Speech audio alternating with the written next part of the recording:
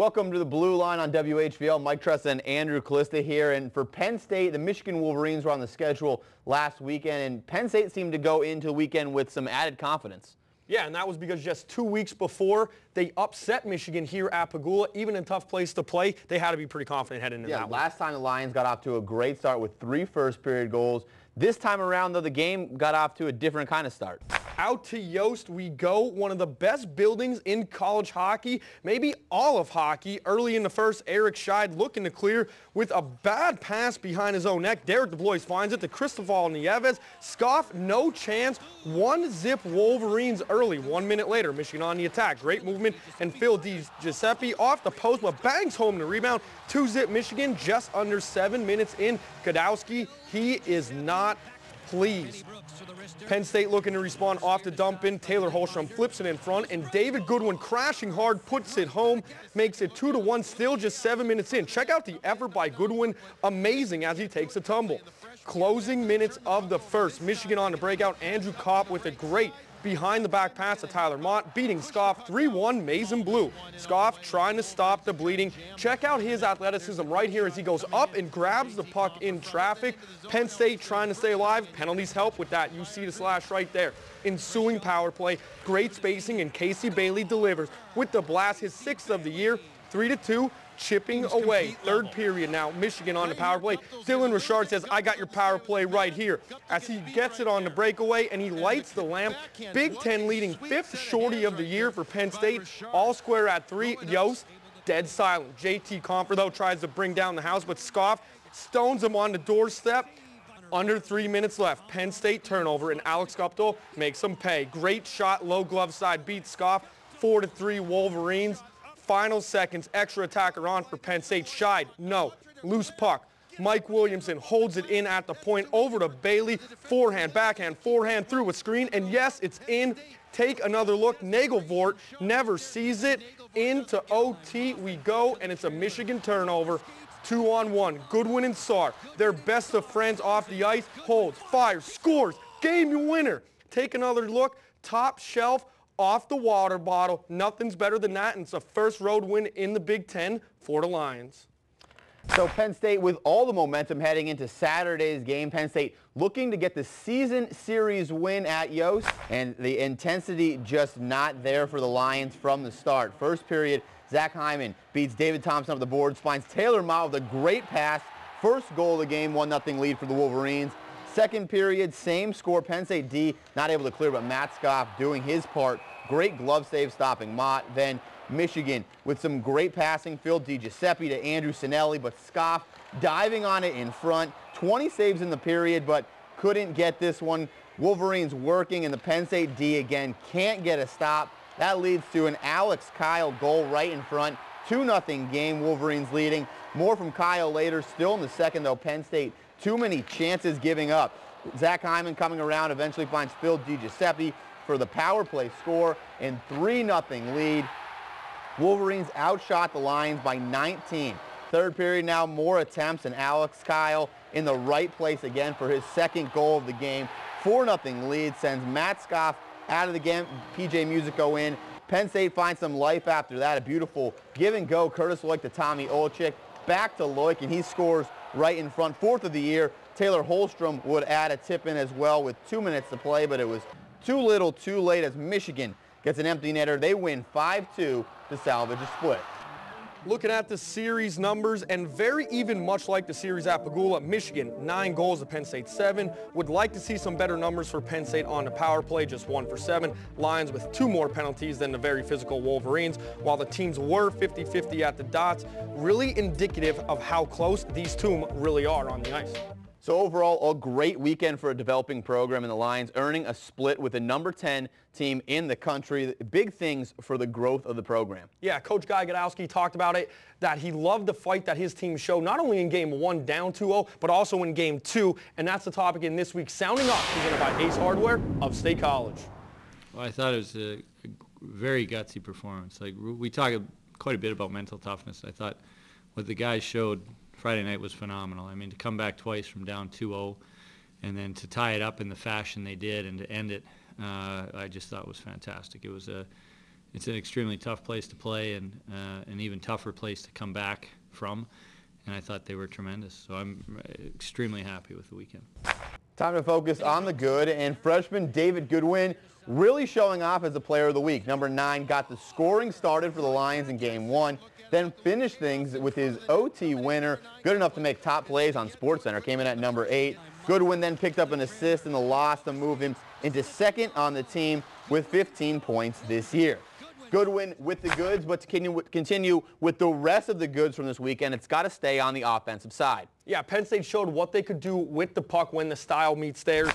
They were physical in the neutral zone. They forechecked extremely well, allowing them to have a lot of puck possession in Game 1. They not only outshot Michigan, but they had grade A chances on the way to coming back from 2 goals down twice in Game 1, and they did it 4 different ways. On the power play, shorthanded, using the extra attacker to perfection, and then closing it out on an odd man rush. You really have to like that they were finally able to put all those elements together. And even in Game 2, they still brought it, scoring 2 goals in the third period when they went into that period down 4-0. And it was really good to see the Lions get a road win there, just second of the season, but there was some bad from the weekend too. What didn't you like from the Lions play this past weekend? Mike, we talked about it and we agreed it was their response in Game 2. You have all that momentum, you want to see it carry over. All year Penn State's been typically better in the second game of the series, but they didn't show it Saturday until it was way too late. I mentioned in the third period, trailing only 1-0 in period 2 though. They were outshot 22-6 due to some loose play on the back end. That led to a 4-0 hole they couldn't come back from.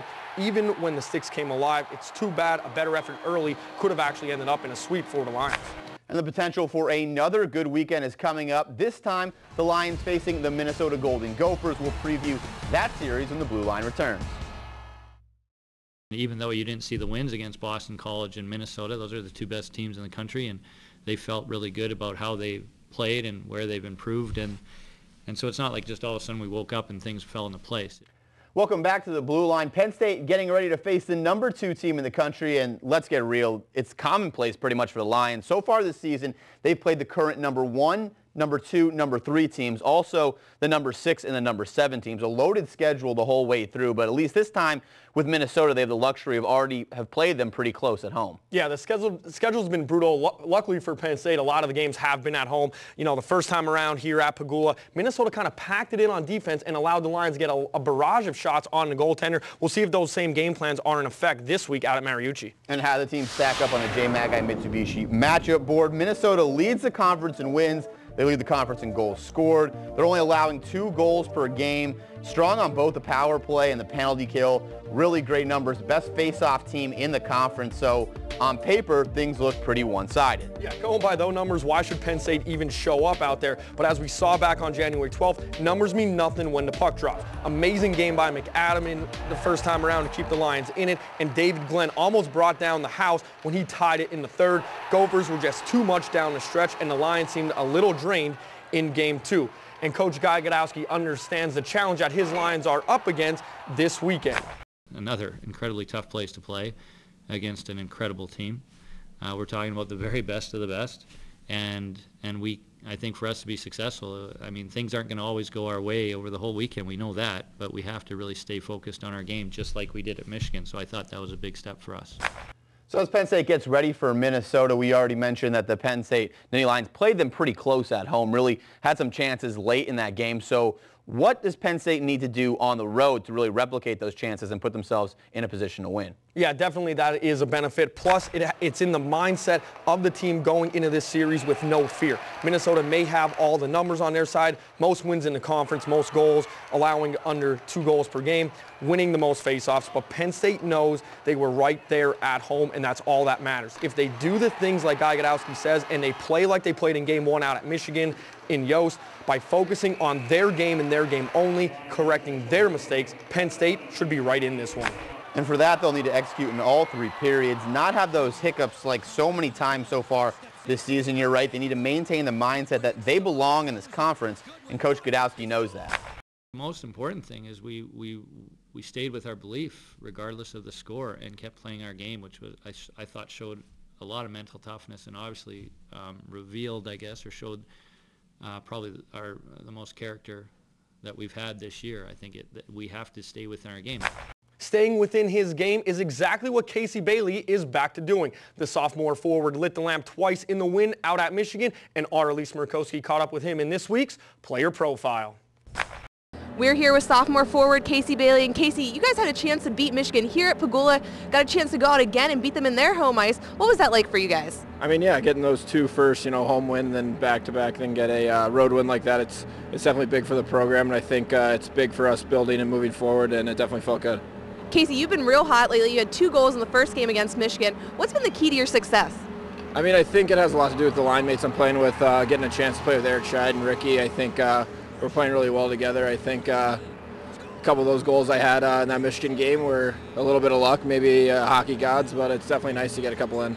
You had a pretty unique experience. You got to play, go to the Bruins camp this summer. What was that like for you? Yeah, I mean, it was huge for confidence and getting that experience, kind of seeing what it's like at the next level, and I think it added a lot to my confidence for sure. And this is the last road trip before the conference. What's it like for you guys, and what are you guys looking forward to going and playing at Minnesota? Yeah, I mean, they're number 1 in our division right now, and I think it's going to be a real big test for us to play in that arena.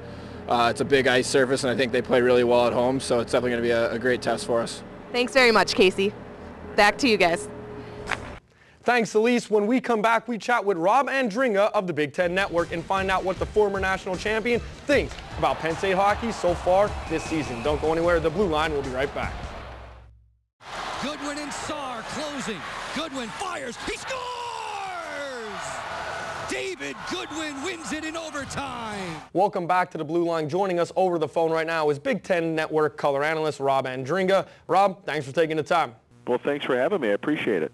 Rob, you've seen Penn State play a few times this year. What's your impression of how the Lions have grown from the start of the year to where they are at right now?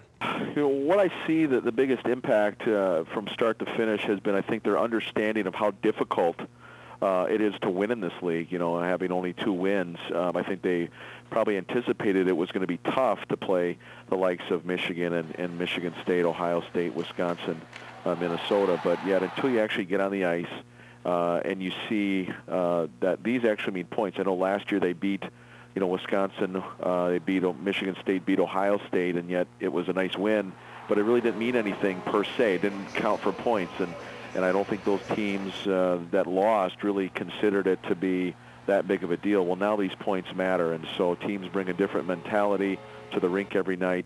I just think the growth mentally about what it takes to compete every night in this league at the Division I level is the biggest improvement I've seen, and that's just a matter of the talent getting richer and better as Guy Godowski recruits. Rob, Penn State finally got that first win at Michigan. They went to OT against Michigan State and then came to Yost and got another win. Can they keep the ball rolling against the Gophers this weekend? You'd like to think so. If there's no doubt an opportunity. Anytime your goalie, Scoff, who when this team plays well, it's because he's usually the kingpin to start with. But Mariucci's a difficult place to play. Minnesota, very challenging team in that they like to stretch the ice north and south. They're going to put pressure on moving the puck up quickly. That'll force Penn State to try to develop some type of defensive scheme on a bigger ice sheet than they normally play at Pagula Ice Arena, where Mariucci's more Olympic size and Pagula's more NHL size. So, there's some challenging aspects to that. I definitely think winning, though, at Michigan has to give Penn State a lot of confidence to know that, hey, might as well. Why not us? Taking a line from Russell Wilson in his Super Bowl win, why not us? And so, definitely confidence is a big help to Penn State. And if Matthew Scoff plays well and he gives them opportunities to stay in the game, all it takes is for 1 or 2 good bounces, and next thing you know, you just won at Mariucci. Rob, they've had their ups and downs all season. They've played Boston College really close. They played Minnesota here at Pagula really close. What are they missing right now, or is this just a very, very young team? They're not as skilled from top to bottom on their forward lines. They have a couple guys, namely David Goodwin, a freshman that I like. Also Eric Scheid, the transfer, has come in nicely and filled a nice void at being their top line center. Guys that performed last year, David Glenn, Casey Bailey, very good players, but have not been able to find a groove this year. That definitely has hurt them. But their talent level needs to always improve and get better, and I think that will over the course of time. If there's really a lack or an area that they really need is probably offense on the blue line. Nate Jensen is one of the better blue liners I see in the Big Ten. I know Yuha is also having a solid campaign, and that helps. But that back end is where you can gain a lot of traction and offensively. And I think there's probably the biggest adjustment that Penn State needs to continue to develop is ways to find blue liners to get points and get them involved in the offense. Rob, you won a national championship while playing at Wisconsin. Are you excited for this conference developing, and what are your thoughts about covering the first conference tournament in a few weeks? I just thought this was an opportunity for college hockey to take another jump in the people's mind. Years and years ago, when I played for the Badgers in the old WCHA, we had a schedule that interlocked with Hockey East. And the traditionalists of the WCHA thought it was a bad idea because now we're going to bring Maine and Boston University, and we're going to have to go play Northeastern, go play Lowell, New Hampshire. Kind of fast forward it, I think one of the reasons why the NCAA tournament, the Frozen Fours, become such a big deal was because of little steps like this. Fast forward, we have the Big Ten Conference. Definitely has exceeded my expectations, as well as I know fans across the Big Ten landscape. You go to every rink, and there's a different vibe in the building when you see Michigan walk in. You see Michigan State, and now you see Penn State. There's just a different feel, and a lot of it is attributed to the great rivalries that have been presented in basketball and football and volleyball and soccer. But I think it really puts us on a different level for the national media, which is so needed these days. Games are now on ESPNU, CBS Sports, NBC Sports, besides the Big Ten Network. And, if you want to continue to grow the game and maybe get one or two more teams in the Big Ten, you need this. And so I'm very happy with how it's gone, and I know the fans and especially the players and coaches have loved it. Rob, you're one of Madison's favorite sports figures. Thanks so much for your time. Hey, I appreciate your time, and thanks for having me. Stay warm up there, Rob. All right, you guys too. And we shift gears now to the women's team, who ended the regular season with a pair of losses on the road at 9th-ranked Robert Morris. Amy Peterson and Laura Bowman with the goals in Game 1. The women finished the regular season 27-3. Next up, RIT in the first round of the CHA tournament this weekend. Penn State, the 6th seed in the tournament. It's a best-of-3 series with RIT, who they played 4 times, losing 3 times, and tying once. Penn State's focus is on ending the season strong, and that's exactly what sophomore Jordan Pardowski plans to do. She talked to Elise Murkowski in our player profile. I'm here with sophomore defenseman Jordan Pardowski. And Jordan, season's wrapping up. You're coming into playoff hockey. What are you guys looking forward to most?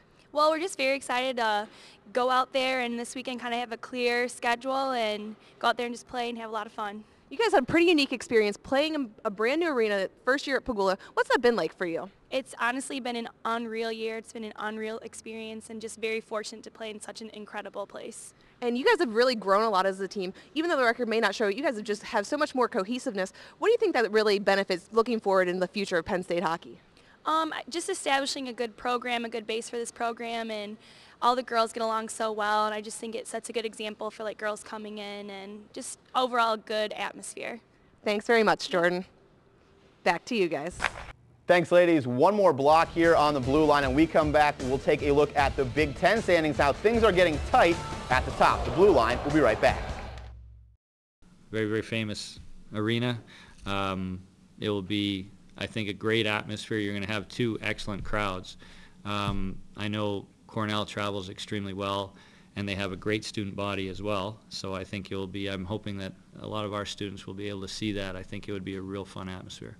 Welcome back to the Blue Line. That was Guy Godowski talking about the big news from late last week. Penn State will play Cornell at Madison Square Garden over Thanksgiving weekend. Another big-time opponent for the Lions. That game on November 29th, and tickets go on sale on Friday. Yeah, Cornell, big time in college hockey, the Big Red. And talk about growing your brand. You're playing in the world's most famous arena, MSG. Great atmosphere is going to be there. 3rd time Penn State's played in an NHL rink. Pittsburgh, Philly, now New York City. That's great. It's really another big-time opportunity to grow a young program. Well, let's get back to this season and some big plays the Lions made the past weekend. Yeah, and let's start with the Aaron's amazing save of the week.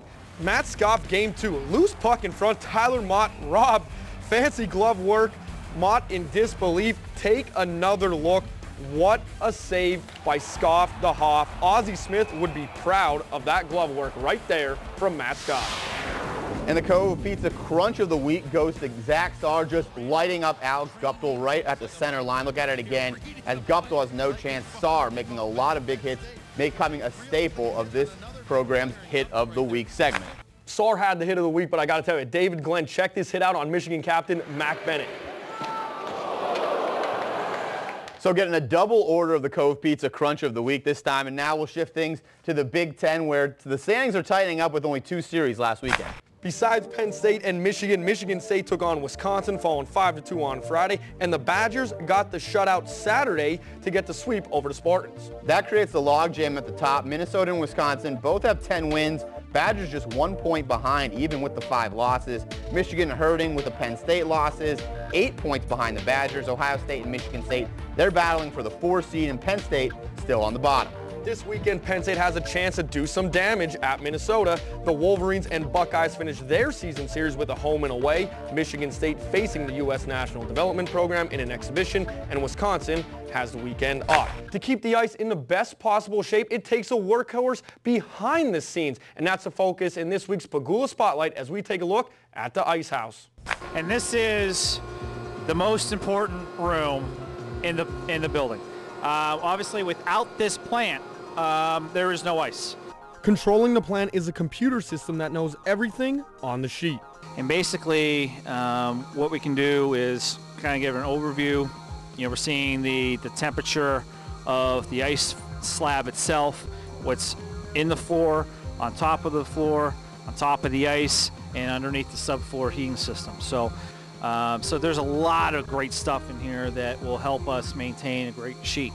A great sheet means a great pump system. Glycol solution is taken out to the ice to cool the concrete before returning back into the plant, where it is mixed with ammonia and supercharged to keep the ice in tip-top shape. Really a simple system. It's pretty basic, but again, we had the latest and greatest technology in here, and again, we're very energy efficient, and this is the most important part of making the best quality ice. Injuries aplenty on the Nittany Health South injury board. Nate Jensen and Luke Uha out for their 3rd straight series. Max Gardner back out with an ankle injury, and Mike Williamson questionable with a knee injury. That defensive unit is really hurting. It's going to be extra tough against a good scoring team like Minnesota. Yeah, for me, that's the key to this series. How is the blue line going to hold up in the back end on that bigger ice surface? I mean, that's the key if you want to stay close. We'll find out Friday at 9, the first game of the series, and they play again Saturday at 7. The Penn State women are in action Friday and Saturday in the tournament, if necessary, on Sunday. That'll do it for the Blue Line. For Andrew Kalista, Mike Tressa, we'll see you next week.